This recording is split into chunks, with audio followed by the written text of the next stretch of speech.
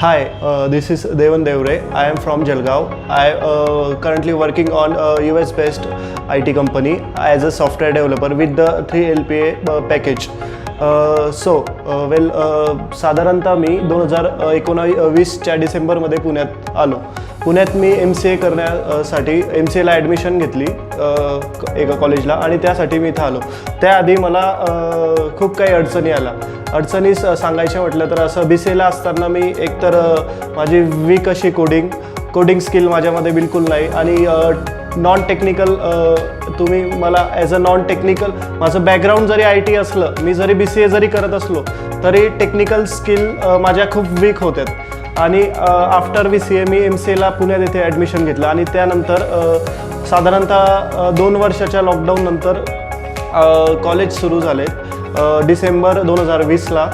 त्यानंतर मी पुण्यात आल्यानंतर थोडं अनकम्फर्टेबल फील व्हायला लागलं आणि कॉन्फिडंट असा एकदमसा असा घालावलेला कॉन्फिडंट होता आणि खूप असं घाबरलेलं मन की आता करायचं तर काय. जेव्हा MCAच्या कॉलेजला होतो तेव्हा आजूबाजूचे जे स्टुडंट होते, आजूबाजूच्या एन्व्हायरमेंटमध्ये जे लोक मला भेटले त्यांना they are good in technical skills also and त्यांच्या कम्पॅरिझनमध्ये मी कुठेतरी खूप कमी होतो.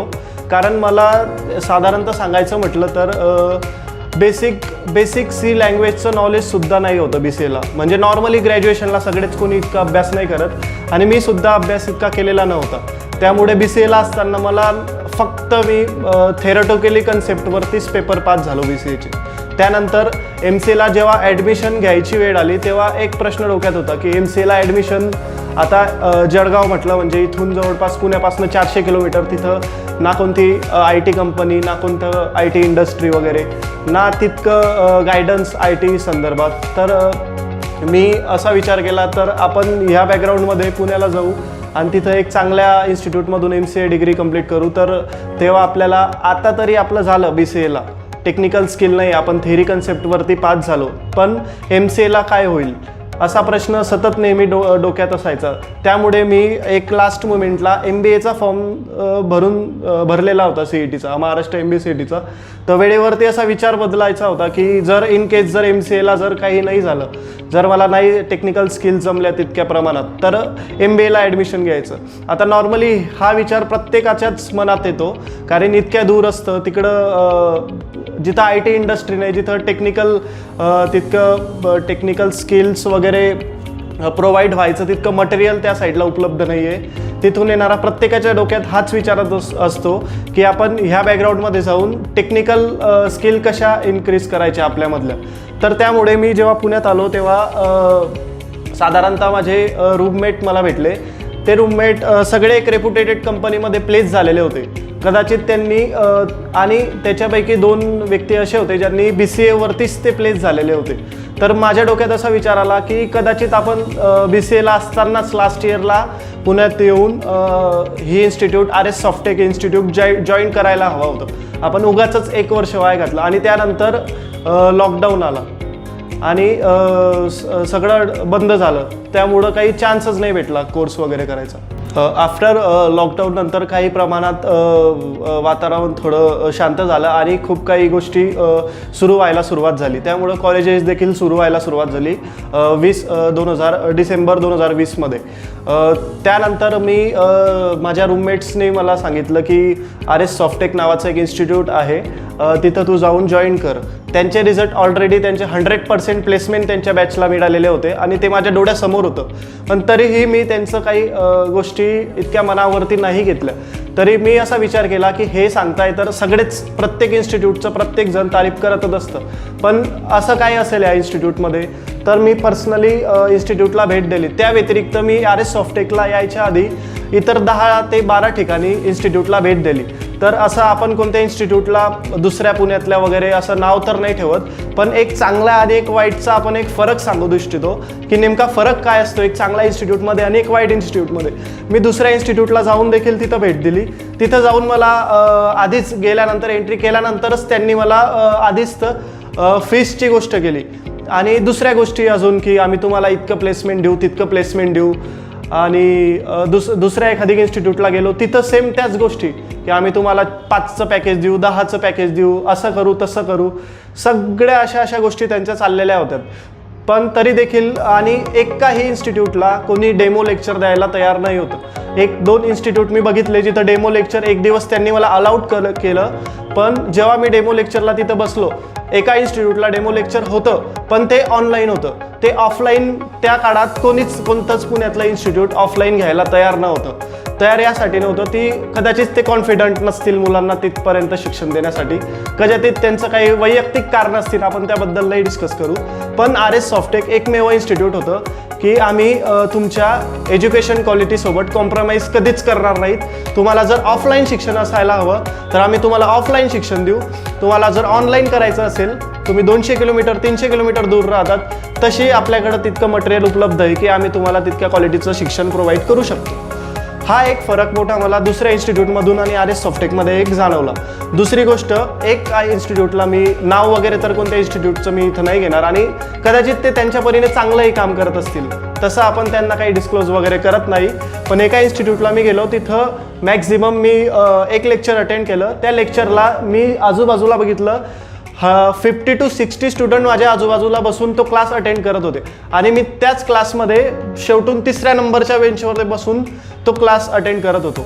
समोर असा विचार येत होता की हा समोरचा जो शिक्षक आहे तो शिकवतो जरी चांगला असला तर ते माझ्यापर्यंत मला समजतंय का नाही समजतंय, शेजारच्या मुला समजतंय की नाही समजतंय, हे त्याला तिथपर समजत नव्हतं. कारण इतके 50 ते 60 स्टुडंट असलेल्या क्लासमध्ये तो किती लोकांवरती फोकस करणार आहे.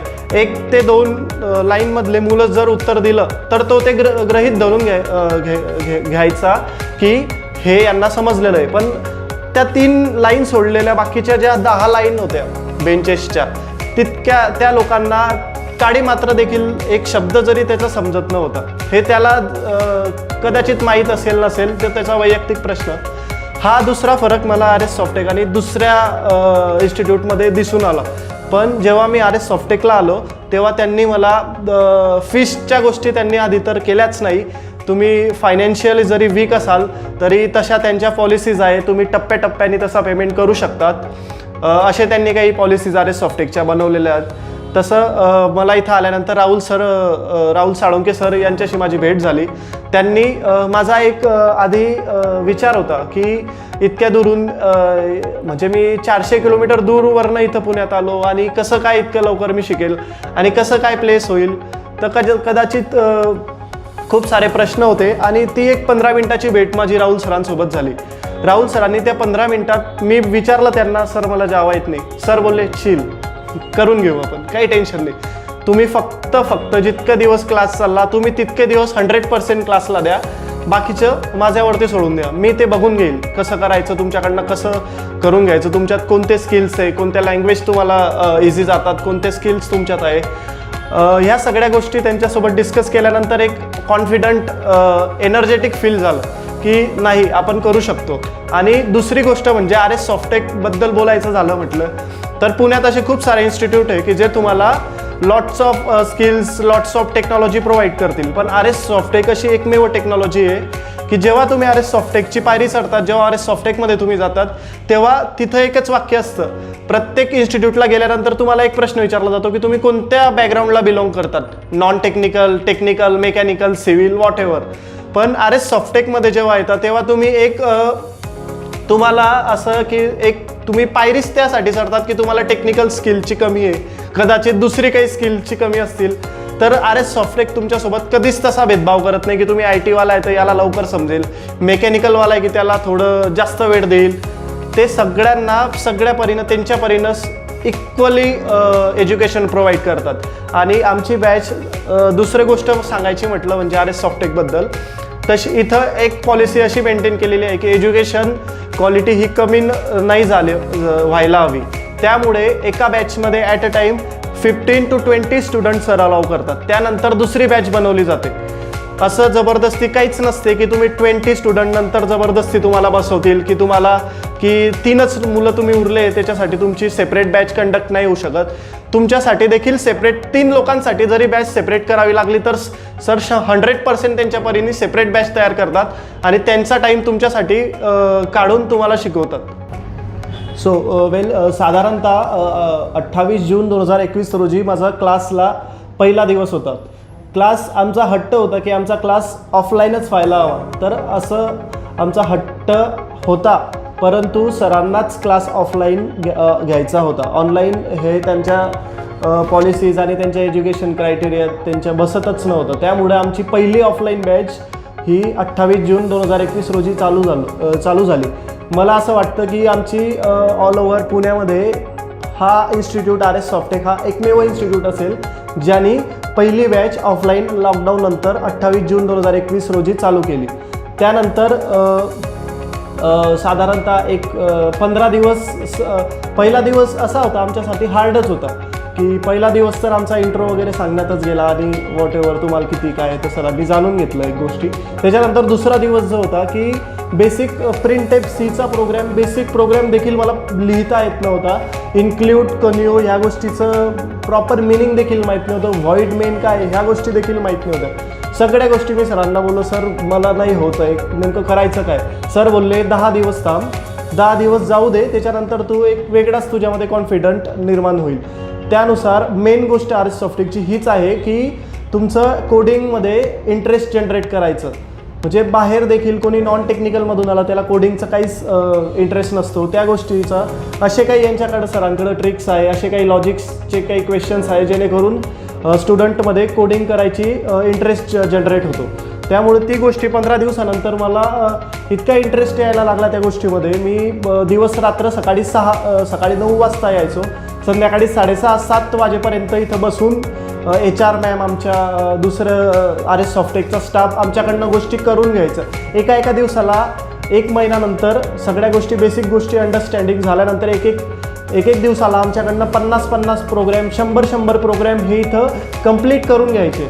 आमच्या RS सॉफ्टेकच्या HR सुवर्ण मॅम असतील, दुसऱ्या मॅम असतील, या मॅमने आमच्या दुसऱ्या गोष्टीकडे जास्त लक्ष दिलं. दुसऱ्या गोष्टी लक्ष द्यायचं म्हणजे अदर ॲक्टिव्हिटीज. मीन्स जेव्हा आपण इंटरव्ह्यूला कसं बोलायचं, काय बोलायचं, त्याच्यानंतर इंटरव्ह्यू जेव्हा जाऊ की इंटरव्ह्यू स्टार्ट कुठनं करायचा, एक म्हणजे इतक्या बारीक चेहऱ्यावरती एक छोटीशी स्माईल कशी ठेवायची, इतक्या बारीक गोष्टीपासून आम्हाला इथं स्किल्स प्रोव्हाइड केल्या यांनी. ह्या गोष्टी बारीक इतक्या गोष्टी कोणीच दुसरीकडं कोणीच देत नाही. या गोष्टी यांनी आम्हाला दिल्या जेणेकरून आमचा एक कॉन्फिडंट निर्माण झाला. त्यामध्ये खूप ॲक्टिव्हिटीज होत्या. पोस्टर प्रेझेंटेशन होतं, त्याच्यानंतर ग्रुप डिस्कशन होतं. मेन गोष्ट म्हणजे ग्रुप डिस्कशन हे इथं एक टॉपिक जर तुमचा ॲरेचा टॉपिक जर झाला C लँग्वेजचा तर त्यावरती एक ग्रुप डिस्कशन होतं जेणेकरून तुमचे टॉपिक्स क्लिअर होतील, तुमचे डाऊट्स क्लिअर होतील. ज्याला येत नाही तो त्याला दुसरं सिनियर त्याला मदत करतो.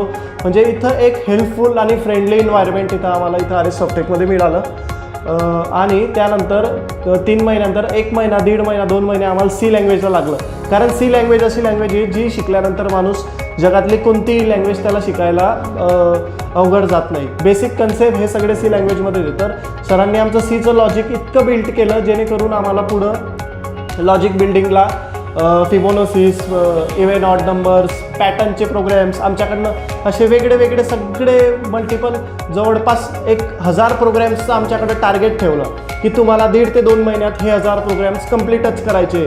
त्याच्यामध्ये सगळे लॉजिकल बिल्डिंगचे प्रोग्रॅम होते, त्याच्यामध्ये तुमचे पॅटर्न्सचे प्रोग्रॅम होते, इव्हन ऑड, प्रिंटमध्ये लॉजिकचे, अजून फॉर लूप वगैरे कसं चालवायचं, बारीक गोष्टी सगळ्या इतक्या 1.5 ते 2 महिन्यात कव्हर झाला. त्याच्यानंतर C लँग्वेज कव्हर झाल्यानंतर SQL स्ट्रक्चर क्वेरी लँग्वेज असा डेटाबेस आमचा कव्हर केला. एक डेटाबेस सरांनी SQL हा कव्हर केला. त्याच्यामध्ये मला आधी माहीत देखील नव्हतं की कोणती क्वेरी काय असते. सिलेक्टची क्वेरी देखील माहीत नव्हती. मी 1 महिन्यामध्ये सिलेक्टची क्वेरीपासून सगळं डेटाबेस SQL कव्हर केलं. त्याच्यानंतर CPP झालं. CPP आमचं मोजून 15 ते 20 दिवस सरांनी घेतलं जेणेकरून आमच्या उट्सच्या कन्सेप्ट क्लिअर झाल्या. त्यानंतर जावा स्टार्ट झाला आमचं. जावा स्टार्ट झाल्यानंतर जवळपास जावाला 1 महिना खूप झाला या गोष्टीसाठी. 20 ते 25 दिवसात आमचं जावा सरांनी कव्हर करून टाकलं. पण तुम्हाला सांगायची आनंदाची गोष्ट आहे माझ्यासाठी ही की मी जावाचा क्लास चालू असतानाच 3 टॉपिक झाल्यानंतर जावा पूर्णपणे कंप्लीट देखील नाही होतं, त्याआधी मी रेप्युटेटेड IT कंपनीमध्ये प्लेस झालो. ही गोष्ट माझ्यासाठी खूप आनंदाची होती, कारण मी आधी विचार करायचो की जावाच यायला हवं.